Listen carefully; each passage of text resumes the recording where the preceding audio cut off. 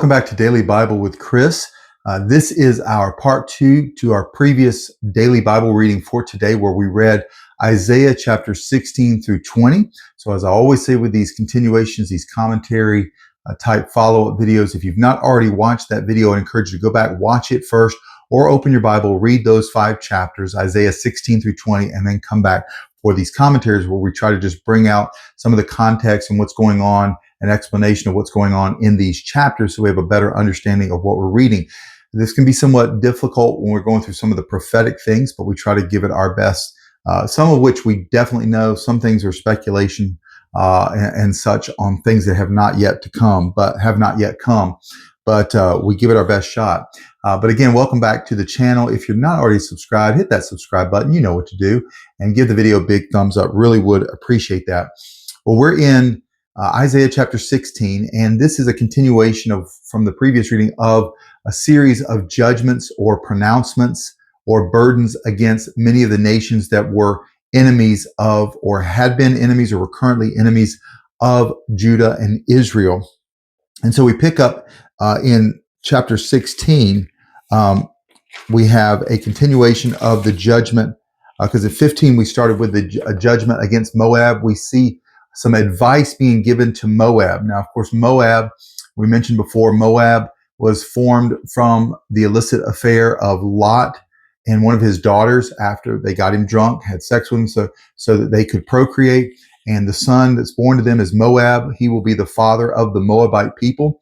From the Moabite people, we, though, who are constantly a problem for Israel, for Judah, but we know of at least one, Ruth, the Moabitess, who will end up marrying Boaz, be redeemed by Boaz, a kinsman redeemer. She's married, and with them, and from their line, through that line, we have Jesse and we have David, and eventually we have Jesus. And so it's interesting how that works. And so there's some that reverence certain part of the Moabite tribe because of that fact. But also there's also judgment against it. Just so you understand, modern day Moab is modern day Jordan. So when you think of Moab, think of the area there of Jordan. But Isaiah is going to give some advice to them, to the leader of Moab. Send lambs to the ruler of the land, from Selah in the desert to the mountain of daughter Zion.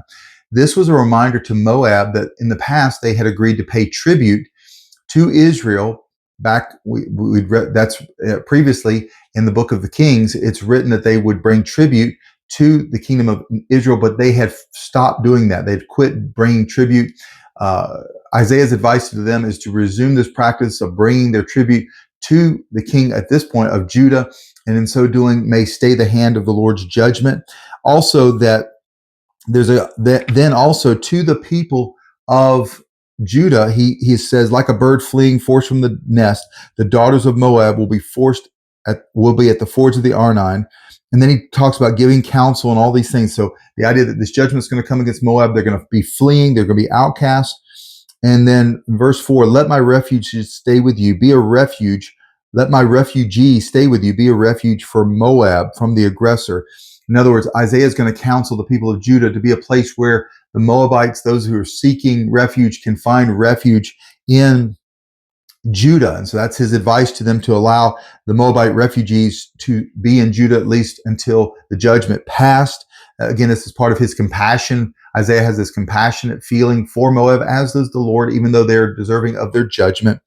And then it says, when the oppressor has gone, destruction has ended, and they've vanished and all that, that God is one day going to sit on the throne, the one who will sit on it faithfully in the tent of David. This is now jumping from a current prophecy. This is what's happening now, to a future. Again, this is another messianic future idea that one day God is going to establish in love the one who will sit on the throne of David faithfully. That is Jesus, the Messiah, executing judgment and righteousness. So we have this idea that Judah should protect the Moabites, refugees now. And then in the future, there's going to come a time when the Messiah is on the throne, and the Jews and during that time, prior to that time of that happening, prior to that happening, there's going to be a time when the Jews will need to flee. And some speculate that this would be the opportunity for Moab to basically repay the favor and open up their borders for people to flee into Moab, flee into Jordan in a future date as they're fleeing potentially the Antichrist.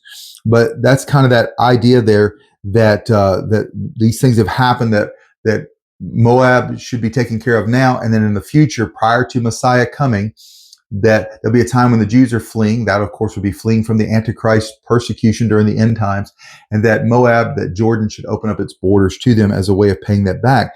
And then we see in verses 6-8 the description of what is Moab's reason for being punished, being judged. It's because of their pride. And we've said that one thing God cannot stand is pride, arrogance, that kind of thing. And so we see this description of Moab's pride, and for that reason, they're being judged. And even their vineyards, which they took great pride in, their great vineyards and such, are going to be laid low. They're going to be destroyed. And we see that in verse 9-12, that even Isaiah himself weeps. He says, I join with Jazer to weep for the vines of Sibmah. I drench Heshbon and Eleleh with my tears. Even Isaiah himself is going to weep over the future judgment and destruction of these vineyards, of these fields there in Moab as they are faced with this judgment. He's saddened by it. And in fact, he doesn't even let anyone, because there would be a natural tendency in Judah, because Moab has been an enemy in the past, for them to rejoice. And we see here that he would not even let, he said, joy and rejoicing has been removed. No one is singing or shouting for joy in the vineyards. I have put an end to the shouting. There are those that would be shouting in joy that Moab has been judged and they have been destroyed. And Isaiah said, I'm not even going to allow that to happen. And then we have the time frame from the time of his pronouncement of this. Isaiah is going to tell us in verse 13 and 14 the idea that in 3 years, all of these things are going to happen.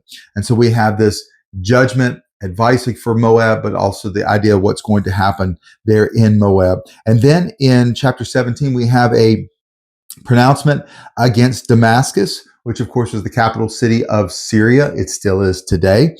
And the idea that God was going to bring, because again, Syria and Israel had joined in an alliance, had come against Judah, right? And then Judah foolishly made a deal with Assyria to help them. And eventually they drive Israel out and Syria back out. Eventually the Assyrian Empire will destroy Israel and take them into exile, and eventually will come against Judah as well. And so the judgment is that Damascus is going to be left like a ruined heap. It won't even be a city any longer after what happens to it. It'll be destroyed. But then we also have this description of Ephraim. Ephraim is the northernmost tribe in Israel, and it was seen as the place seen as the kind of the capital up until the time of Samaria. And so oftentimes Ephraim is seen as referred to almost interchangeably as the capital city of the northern kingdom, even though eventually it does become Samaria where that happens. And so the idea that judgment's going to come against both Ephraim and Damascus, they're going to be judged for their alliance, how they came against Judah. And so we see that described here in the first six verses. We see the judgment against Damascus, against Syria, and then verses 4-6, we see again the judgment against Israel for their part in it. And then we pick up in verse 7-9 that during this time of judgment against Israel, some of the people will turn to God in humility and repentance and confession and begin to worship him again. They had been doing what was wrong. They've been doing what's wicked. God's judging them for this. But some, on that day, people will look to their maker and will turn their eyes to the Holy One of Israel. They're going to finally, they're not going to turn to their altars or their Asherah poles or any of the false things they've been doing. They're going to turn to the God of Jacob. They're going to remember that salvation is through him and him alone. And so we see that through this, they're going to forsake their idols. So there is going to be some repentance as a result of what God is doing here. But sadly, all of their work and such, they're going to do all this work of planting plants and trying to build things to do this. None of it's going to amount to anything because of God's judgment against them. God is cursing even the land there against them. And then those in verse 12-14, as we come to the end of the chapter, there's a judgment against the nations who see Israel now as weakened and now seek to come in and kind of finish off Israel. And they want to come in like a raging torrent, and God is going to judge them. He's going to rebuke them, that he will plunder those who attempt to ravish us. God is not, He rebukes them. He will not let them do it. His tool is going to be Assyria, and Assyria alone. Any of the other nations that seek to come in and claim some of the spoil for themselves, God is going to stand against them. So we have the judgment against Moab. We have the judgment now against Damascus and Israel. Now we have a judgment against what's referred to as the nation of Cush. It's also would be referred to as the nation of Ethiopia there in North Africa. So you have Ethiopia, and then we're going to have Egypt, both countries there in North Africa.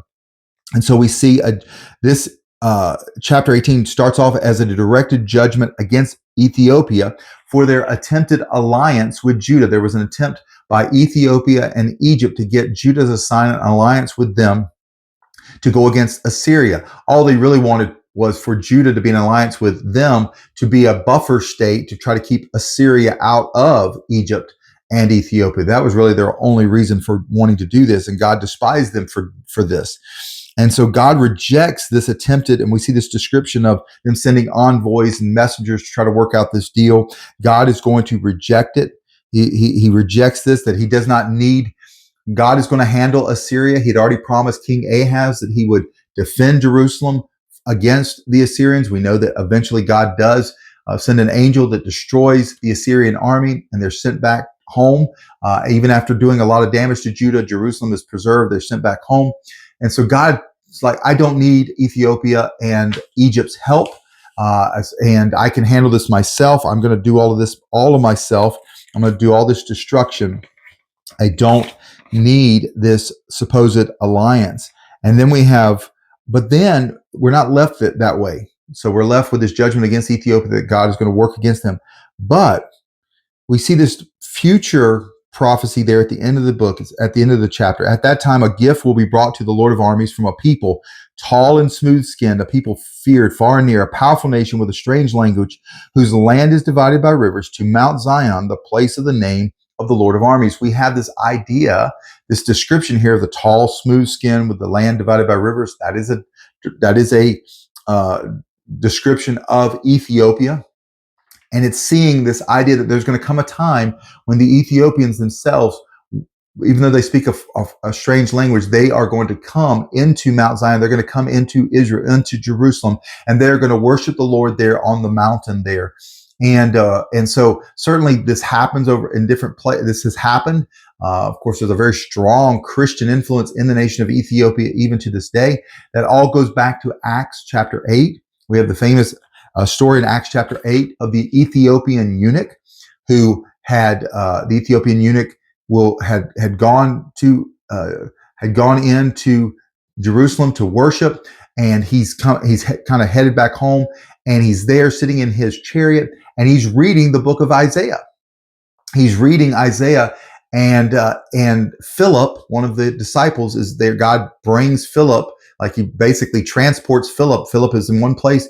God transports him to this location because this Ethiopian eunuch, this Ethiopian official, needs someone to translate or explain to him what he's reading in Isaiah. Philip then is able to explain to him this reading that this Ethiopian is reading in Isaiah about the Messiah. He explains to him about Jesus Christ. The Ethiopian believes in Jesus, is saved, and then is baptized. And this Ethiopian eunuch is the one who takes the gospel back into Ethiopia, and there's a revival. There's a move to worship the Lord in Ethiopia, directly fulfilling this prophecy. But ultimately, there will be more of this fulfillment in the end times, as well as all of the nations come into Jerusalem during the Messiah's reign to worship him there in Jerusalem. And then chapter 19, we have the judgment or the pronouncement against Egypt. Again, this is part of Egypt, of course, had been sometimes an enemy of Israel, sometimes an ally, sometimes an enemy, kind of back and forth. And so God is going to strike at Egypt for their attempted part in this alliance and working against Judah. And he strikes at them, and specifically, he's going to strike at their gods and their idols.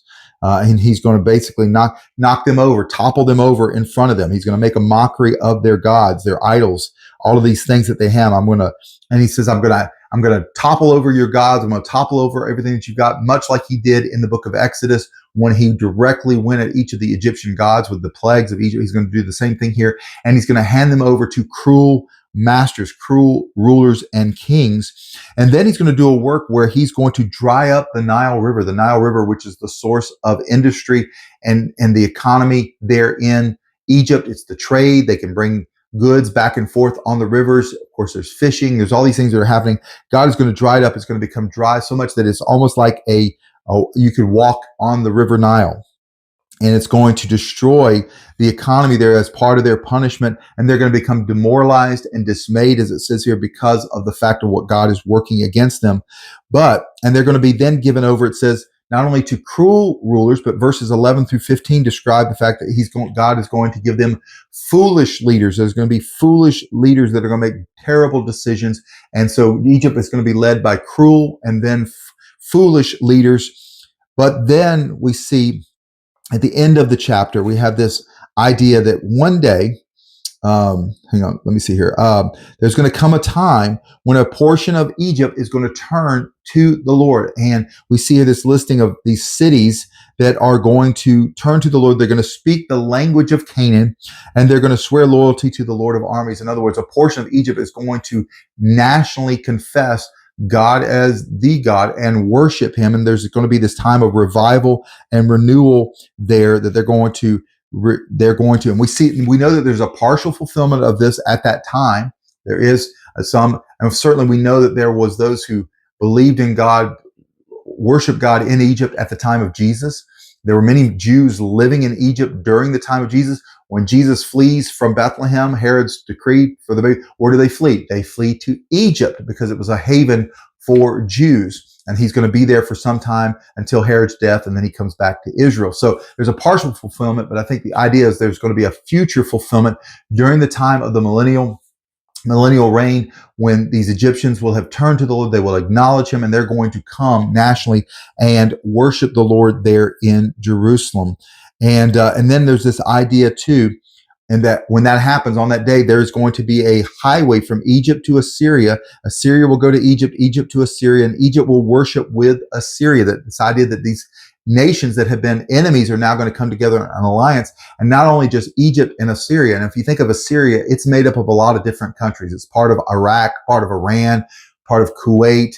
I'm sure I'm missing others, but it's kind of broken up there, parts of different nations. The idea that these are going to align together, not only together, but with Israel, and they are going to worship the Lord. And we see that God even refers to them as Egypt, my people, Assyria, my handiwork, and Israel, my inheritance, are blessed. This idea that these past enemies of Israel will one day turn to the Lord, and they will have this political alliance, but also this more better said, this almost this religious alliance between them in the genuine worship of Jesus. And then chapter 20, we have this final kind of an odd, this is a very odd chapter here to kind of break down, but it's going to describe that that Cush or Ethiopia or Egypt, Ethiopia and Egypt would be of no help to Judah. And so we see here that it says here in the year, verse 1, the king Sargon of Assyria, he's going to attack and capture the Philistine city of Ashdod. And that during that time, so it gives us a specific time that when that happened, God is going to tell Isaiah to do something as a sign to the people of Judah of what God is going to, as a kind of a rebuff against what Judah attempted to do in going into an alliance with Egypt and Ethiopia. And so God is going to tell Isaiah to remove his sackcloth. Of course, you wore sackcloth during a time of mourning. And during this time, Isaiah was wearing sackcloth as his outer garment. God tells him to remove that outer garment of sackcloth and to remove his sandals and to walk around with just his inner garment, kind of like what we would consider the undergarment, walk around. He's not naked, but he's walking around in kind of that undergarment, covering with no shoes on his feet. And the idea here, it's a picture of the humiliation that both Ethiopia and Egypt are going to face when Assyria comes down upon them and ravages their lands. And Isaiah is going to do this for 3 years. He's going to be a 3-year walking billboard sign of the eventual humiliation is going to come against Ethiopia and Egypt, this future humiliation for their attempt to form this alliance with Judah against Assyria. And so Judah is going to witness this, sees the foolishness because of this, of their trusting in Ethiopia and Egypt. And it's going to kind of, even though it's not really going to change anything, it convinces them that they should not be seeking help from these other nations. They should seek their help from the Lord. Because notice at the end here, you have, look, this is what has happened to those we relied on and fled to for help to rescue us from the king of Assyria. In other words, God, the people of Cush, the people of Ethiopia and Egypt have now been captured and led into exile. What is going to now happen to us? We hoped that they could defend us against Assyria. They've now been put down. They've now been defeated. They've now been judged. How shall we escape? And of course, they will escape because God protects them against Assyria. But ultimately, Judah, because of their wickedness, their inability to trust the Lord, eventually the Babylonians will come some 100 years later and end up conquering Jerusalem and Judah. Okay, so that's where we end our commentary for today. Again, these pronouncements against the nations. When we pick up tomorrow, well, our daily Bible reading will be in Isaiah 21 through 25. We have some more judgments against Babylon, another description of judgment against Babylon. And we'll talk about that next time. So God bless you, and we'll see you then.